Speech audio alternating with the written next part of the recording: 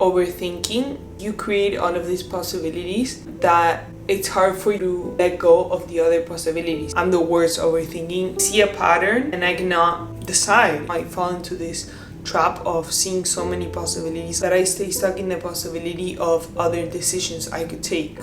It's a blessing and a curse in disguise. We create our own illusion. You fall into this loophole, being so creative with your thoughts. We fall into this trap of getting lost in the mind, seem stuck in the present reality. So let's say this is you.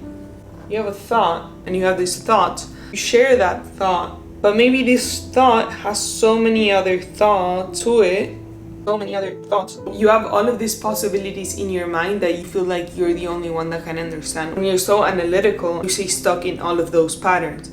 It's a matter of understanding when you're diving too deep, learning to let go of all the possible possibilities and just staying with one. Because the reality is that you not choosing is you choosing. You're stuck in the mind. Oh, I don't have like any specific advice on how to stop overthinking. What I mainly do that helps for me, I either go on walks or try to like take my mind out of that thinking process and surrender. It's never gonna be perfect or whatever I'm perceiving of someone else. At the end of the day, is that need for control. Whatever it might be, you're stuck in that realm of all of the possibilities. You stay in this like clouds of illusions of everything someone could be perceiving of you, everything someone could be saying about you, all the things that could go wrong. If you're giving your energy to so many thoughts, you're just never gonna do any of the decisions. If you're staying stuck in a perception, whatever you're thinking that someone is thinking about you, most of the time it's not true. You wasted all of that energy thinking about everything that they could be thinking about you. Now you're so drained that you feel like they did. So it's like, it's hard, and it's a matter of understanding when you're going too deep. We could be so creative and we could attune all of this energy and all of these possibilities of outcomes. We're just wasting all of that energy. We're getting drained, and that's affecting us in a psychological level. Overthinking is so draining. Whatever decision you're trying to make, there's really no way for me to actually know if I choose this decision that the other one was going to be better. So I might as well just say fuck it, 3, 2, 1 and fuck it. Sometimes we just gotta learn to do that. And I'm saying this super lightly because I personally struggle with this and it's so out of control. It's like you have to catch yourself and be self-aware and be like, oh, okay, I'm in my head. And then we need to shake and be like, yo, you're just in your head. Just try to remind yourself it's not that deep. Yeah, if anyone has any tips, put them in the chat. But I just wanted to talk about my perception of overthinking. We have about 60,000 thoughts per day. Just think about that for a second. Everyone has around 60,000 thoughts per day. Acknowledge every day, try to become more self-aware and be like, do I want to be giving my energy to all of these possibilities, or am I going to learn how to just surrender? Learning from experience, not from your head, not from your imagination.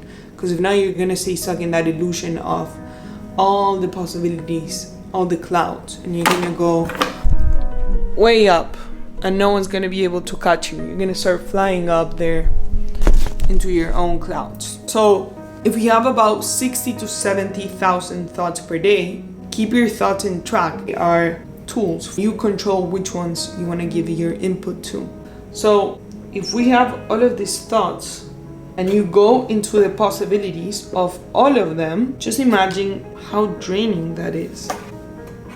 In your head, you think you can do things better than other people sometimes, because in your head, you delve so deep into all the possibilities, you know that you went too deep into that decision-making process or into that perception of someone. And I know I'm making this broad, but it's just a matter of self-awareness when we're going every direction. Sometimes we just gotta cut it. Understanding our state of being. If we're giving our energy to all of this restlessness, that's gonna become our mood. Our mood is gonna be dictated by anxiety. We all gotta try to stop overthinking, myself included. So if anyone has tips, put them down. There's actually a tool that helped me understand my thinking process, but it's actually through astrology. So in astrology, there's this planet called Mercury, which Mercury is the communicator, the planet of communication. And Well, we all have our Mercury in a different sign and in a different house, and we all have it aspected differently. So that kind of helped me understand how my thinking process works. It helps me keep it under control. I know it sounds a little confusing if you're not into astrology, but I can make a video about that. But essentially, there's 6 main planets in astrology that affect us because it's the closest to our sun. So Mercury is the closest to the sun. That's why we tend to get thoughts fast, but we use some of them. We don't connect all of them. So in astrology, the way I kind of see it is like this. So this is me, and then my sun sign, which would be my ego, my sun, which is in Pisces.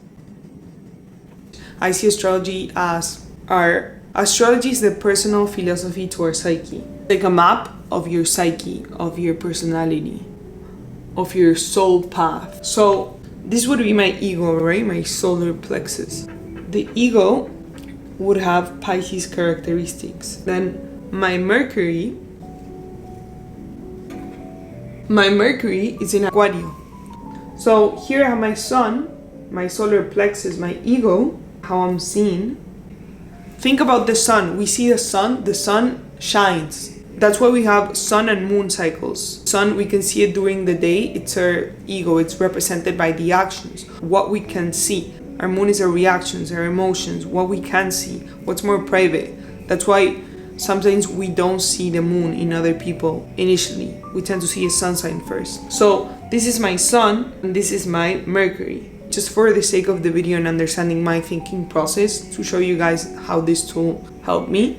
So if I have my sun in Pisces and my Mercury in Aquario, then I know that I have to blend my ego, my way of acting, with Aquario. That's how I am, in a way. That's my archetype.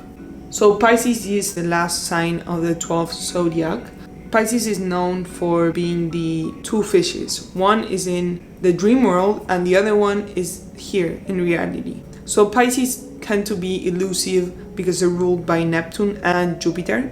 They're co-ruled by Neptune. Pisces are a water sign. They're sensitive. They're very connected with the collective emotions. They're kind of known for that, but they also have their dark side, being in this illusion sometimes. And then Aquario is like the water barrier. It's connected to everything that's unknown, humanitarian archetype. That's why it's correlated with technology, because it's far out there things. It's thinking, communication, the air sign. It's the 11th fixed air sign. When I see this from astrology point of view, which I'm trying to explain it briefly, but it's difficult because there's so many aspects to astrology. But if Mercury is the planet of communication and the sun is the planet of my ego, then I know that if I'm overthinking too much or I need to make a decision, then Aquario, what's Aquario? Aquario, it's technology, far out there things, and I have it in the 5th house. So when I'm in my head too much, I tend to go view a podcast, go in my head, be alone.